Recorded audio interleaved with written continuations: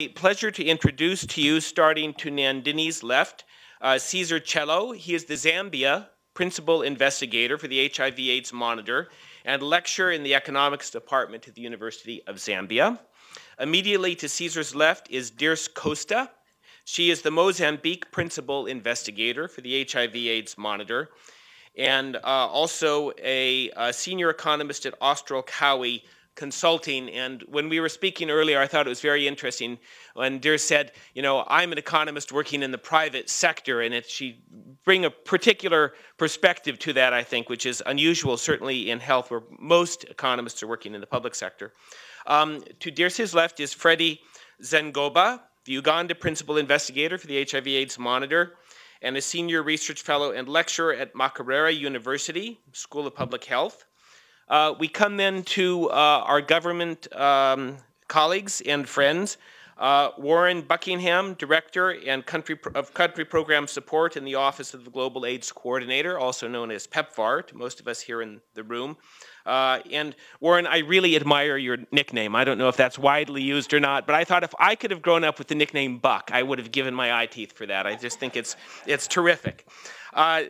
And to Buck's left, we have Janice Timberlake, Director of Country Programs for the Global Health Initiative.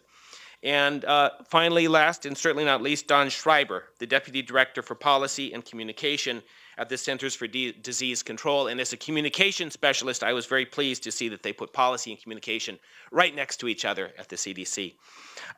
Janice, I think I want to start with you with what I think was Nandini's number 2 question, the objective of country ownership.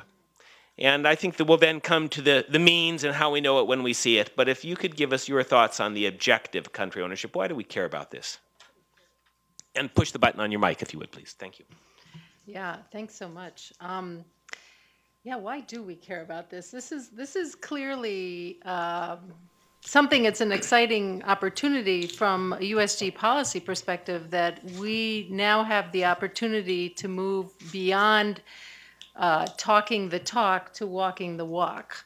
Why do we care about this? It's because in the end, we as a world need to be having everyone playing their part and standing up and working towards achieving critical goals in health and beyond. And we're not going to do that unless we reach country ownership, country-led processes. I don't want to go too far into this because we as a U.S. government for years have had our own systems that are driving where countries are going. And it's really about time that we be able to move and shift our own philosophies, our own implementation practices, our own ability to dialogue, to do some of the things that Minister Tedros said about who is making the decisions and move those forward in a way that is going to create sustainable systems. Don and Buck, do you want to add or elaborate, or do you have different views about that? And in particular, the thing I'm wondering is, in order for country ownership to exist, who needs to change? Is it the donor? Is it the recipient? Obviously, there's going to be enormous variability from country to country, and I think we probably all need to change our framework. I think we want country ownership now because we have a renewed focus both on health outcomes and on building sustainability, which was alluded to in the trade-offs comment that Nandini made. And I think we need to get closer and closer to a shared vision of what we want to achieve. And also, there are increasing demands, I think, politically for the U.S. government's aid portfolio to include some plan for transition. So I think country ownership also includes, if we're speaking candidly, some element of transition. And do you mean transition for the responsibility of financing ARVs, or do you mean something broader than that? I wasn't thinking specifically about the responsibility of financing ARVs, but I think an element of transition and an element of country ownership will involve a collective negotiation about financing. Buck, do you have something to add to that? Yeah, I would definitely confirm the point that Don just made, that I think we all need to change. having just come back to headquarters from the field, I can think of a couple of things that I think we as U.S. government could change and must change if country ownership is going to work. And I think one of those first things is that we have to become more tolerant of risk, but we also need to be sure that those to whom we are ultimately accountable, American taxpayers and appropriators on the Hill, are with us when we become more tolerant of risk. When we take that on, we have to be less tolerant for inefficiency, which means we have to be fully integrated with government systems and government priorities at the country level. And despite the fact that for those of us who work in HIV and AIDS, many of the decisions that we make are life and death decisions, we actually are also going to have to be more patient. You were the country coordinator in Kenya for 6 years. Yes. For PEPFAR. And so I'm thinking about Nandini's question about trade-offs. And the very name of PEPFAR, the President's Emergency Plan for AIDS Relief, suggested that there was a huge emergency and therefore presumably a need to move fast.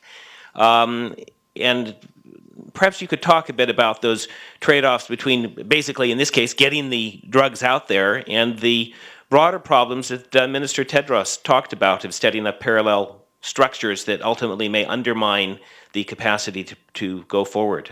Sure. I mean, it's the sort of the diabolical tension of being patient in an emergency. But I think we have to try to balance that tension as honestly as we can. Candidly, I had government of Kenya officials regularly tell me, please don't give us the money, just give us the drugs, because of their awareness of how calcified their supply chain system was.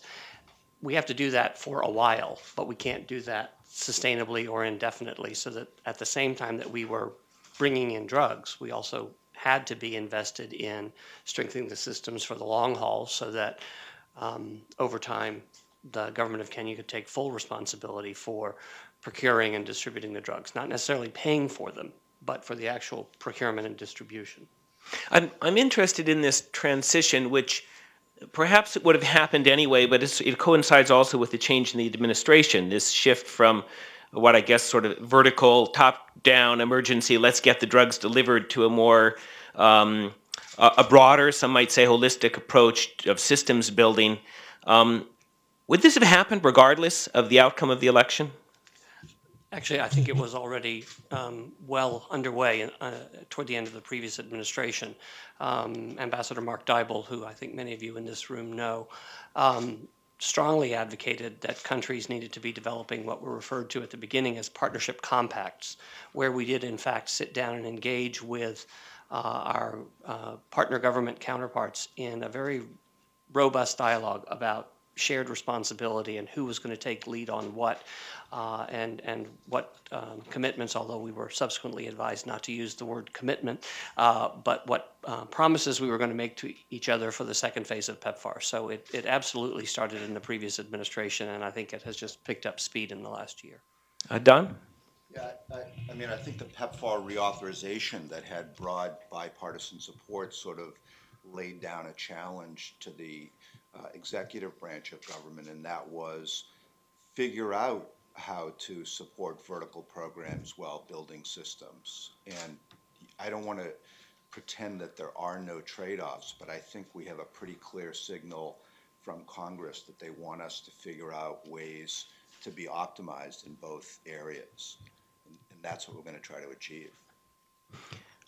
Janice, and then I'm going to shift the focus to our country partners. No, and I just want to say that the Global Health Initiative definitely builds on a lot of that intelligence that was put into the second phase of PEPFAR. So it extends more broadly, adds in some other objectives, but we're moving in the right direction.